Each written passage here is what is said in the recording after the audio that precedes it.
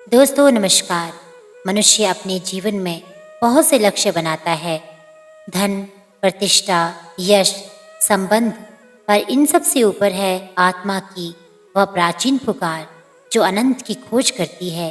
ये पुकार तब जन्म लेती है जब आत्मा अनेक जन्मों के अनुभवों से गुजरती है और अंततः ये समझने लगती है कि बाह्य संसार उसे तृप्त नहीं कर सकता। भगवान को हम नहीं चुनते, भगवान हमें चुनते हैं। ये वाक्य केवल एक विचार नहीं, एक सजीव अनुभव है जिसका साक्षात्कार वे ही करते हैं जिनकी आत्मा ने भीतर से उन्हें पुकारा है। ये कथा एक ऐसे बालक की है जो भले ही साधारण परिवार में जन्मा था, परंतु उसके हृदय में वह विशेष आकर्षण था जो परमात्मा और आत्मा के बीच अदृश्य सेतु की तरह काम करता है। एक आत्मा की खोज। उसका नाम था आरव। उत्तर भारत के एक पवित्र गांव में जन्मा आरव बचपन से ही अत्यंत शांत, गंभीर और ईश्वर प्रेमी था। जब उसके साथी खेलों में आनंद पाते, वह आकाश की ओर ताकता और पूछता, हे ईश्वर, क्या तू सच में है? क्या तू मुझे सुनता है? क्या मैं तुझे देख सकता हूँ? इस प्रश्न में केवल जिज्ञासा नहीं थी, उसमें आत्मा की पुकार छिपी थी। जैसे एक बिछड़ा बालक अपनी माँ को ढूंढता है, वैसे ही आरव की आत्मा परम पिता की खोज में निकल पड़ी थी। योगानंद जी कहते हैं, जब आत्मा ईश्वर की खोज करती है, तब वह खोज वास्तव में आत्मा की नहीं होती, वह स्वयं ईश्वर की योजना होती है। ईश्वर हमारी खोज से पहले ही हमारी प्रतीक्षा कर रहे होते हैं। मौन, साधना और एक आंतरिक प्रकाश।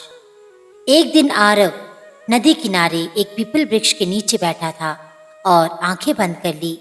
किसी ने ध्यान नहीं दिया कि वह घंटों वहीं बैठा रहा। अगले दिन और फिर अगले, लोग कहने लगे, ये बालक कुछ विचित्र है। पर वह विचित्र नहीं था, वह जागृत हो चुका था। उसके भीतर एक प्रकाश था, एक स्पंदन था जो उसे सांसारिक आकर्षणों से दूर कर रहा था। ये वैराग्य कृत्रिम नहीं था, ये आत्मा की पुकार पर ईश्वर की प्रतिक्रिया थी। गुरु का आगमन, नीति की योजना।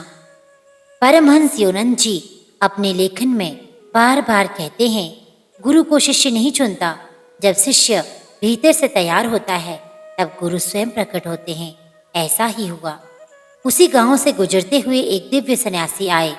नेत्रों में अग्नि और करुणा, मुख पर शांति की आभा और चरणों में गुरु तत्व की महिमा।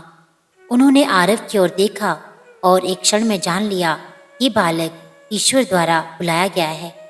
गुरु मुस्कुराए, उन्होंने आरव को बुलाया और पूछा, क्या जानना चाहते हो? आरव बोला, मैं जानना नहीं, अनुभव करना चाहता हूँ उस परम सत्ता को जो सब में है। गुरु बोले, तू नहीं चुन रहा ईश्वर को, ईश्वर ने तुझे चुन लिया है। ये इच्छा तेरे भीतर की नहीं, उनकी ही है, मैं केवल माध्यम हूँ। दीक्षा और साधना की दीर्घ यात्रा। गुरु ने आरव को क्रिया योग की दीक्षा दी, वही प्राचीन विज्ञान जो आत्मा को परमात्मा से जोड़ता है। आरव ने वर्षों तक हिमालय की साधना की।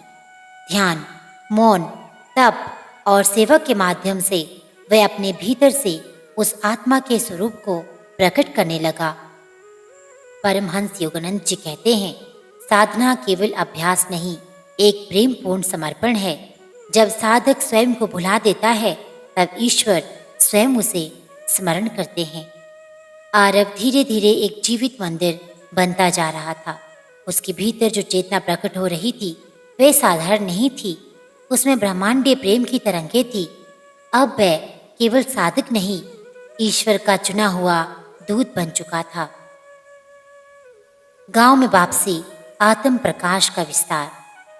वर्षों बाद जब वह गांव लौटा तो लोग उसकी ओर खींचे चले आए। उसके सानिध्य में बैठना एक अनुभव था। वह न उपदेश देता, न प्रवचन, उसकी मौन उपस्थिति ही लोगों के मन को शांति से भर देती। जो लोग मंदिरों में मूर्तियों की पूजा करते थे, वे अब जान गए भगवान कहीं बाहर नहीं, हृदय के भीतर निवास करते हैं और वही सिखाने आरव आया था। एक युवा की शंका और उत्तर। एक दिन एक युवक ने साहस कर पूछा, गुरुदेव, क्या भगवान हमें ही चुनते हैं? क्या हम उन्हें नहीं चुन सकते? आरव ने शांत स्वर में कहा, तुम चुनते हो, पर तुम्हारा चुनाव अक्सर स्वार्थ से भरा होता है। जब तुम चाहो तो धन मांगते हो, स्वास्थ्य मांगते हो, सुख मांगते हो, पर जब आत्मा की पुकार स्वार्थ से मुक्त होती है, तब केवल प्रेम में होती है, तब ईश्वर उसे सुनते नहीं, उत्तर देते हैं। जब प्रेम शुद्ध हो तो भगवान स्वयं उस आत्मा को चुन लेते हैं और उसे मार्ग दिखाते हैं। परमहंस योगानंद जी की वाणी। जब कोई आत्मा सच्चे प्रेम और समर्पण के साथ ईश्वर को पुकारती है तो वह पुकार ब्रह्मांड के हर कोने में गूंजती है और उस पुकार का उत्तर देने स्वयं ईश्वर उस आत्मा को अपनी ओर खींच लेते हैं। एक रात्रि का आत्म साक्षात्कार। एक चंद्र प्रकाश रात, जब गांव सो रहा था, आरव ध्यान में बैठा था। सहसा उसके भीतर एक दिव्य ज्योति प्रकट हुई। उसके रोम रोम से एक आनंद उठने लगा। उसे लगा जैसे उसे कोई पुकार रहा हो। आवाज आई, तू मेरी खोज में नहीं था, मैं तेरे भीतर पहले से था। मैं तुझे खोज रहा था, तू मेरी अभिव्यक्ति है। आरव की आंखों से अश्रु बह निकले। उसने कहा, हे प्रभु, अब मैं जान गया ये खोज मेरी नहीं थी, ये तो तुम्हारी ही कृपा थी जो मेरे भीतर इच्छा बनी। मैंने तुम्हें नहीं चुना, तुमने मुझे चुना। दोस्तों, इस कथा का सार क्या है? हम सभी किसी न किसी रूप में ईश्वर की खोज में हैं।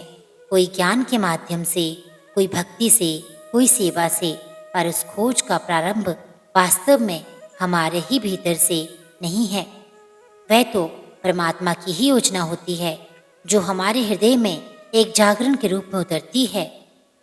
परमहंस योगानंद जी कहते हैं, ईश्वर हमारी साधना, तपस्या और प्रार्थना से प्रसन्न नहीं होते, वे हमारी भावना, प्रेम और समर्पण से आकर्षित होते हैं। अंत में इसका निष्कर्ष यही निकलता है, आज जब हम जीवन की आपाधापी में उलझे हैं, जब हमारे मन की शांति नहीं मिलती, तो समझ लीजिए ये बेचैनी एक ईश्वरीय संकेत है। वे हमें बुला रहे हैं, वे हमें चुन चुके हैं। ये जन्म, ये जीवन, ये अवसर कोई संयोग नहीं, ये एक पुकार है। अब ये हम पर है कि हम उस पुकार का उत्तर कैसे देते हैं। यदि तुम्हारा हृदय कभी ये कहे, मैं भगवान को पाना चाहता हूँ, तो समझो कि ये विचार तुम्हारा नहीं, ये उनका उत्तर है। वे तुम्हें पहले ही चुन चुके हैं। अब उठो, साधना करो, प्रेम करो, सेवा करो और उस ईश्वर को अपने भीतर प्रकट होने दो। परमहंस योगानंद जी के चरणों में प्रणाम। आप सबका दिन शुभ हो। उम्मीद करती हूँ आज का ये वीडियो आपको पसंद आया होगा। ऐसे ही अन्य वीडियो आप तक लाते रहूं, इसके लिए आप इस वीडियो को लाइक और शेयर कर दीजिएगा। आपका एक लाइक मुझे मोटिवेशन देता है। आपका दिन शुभ हो। हर हर महादेव।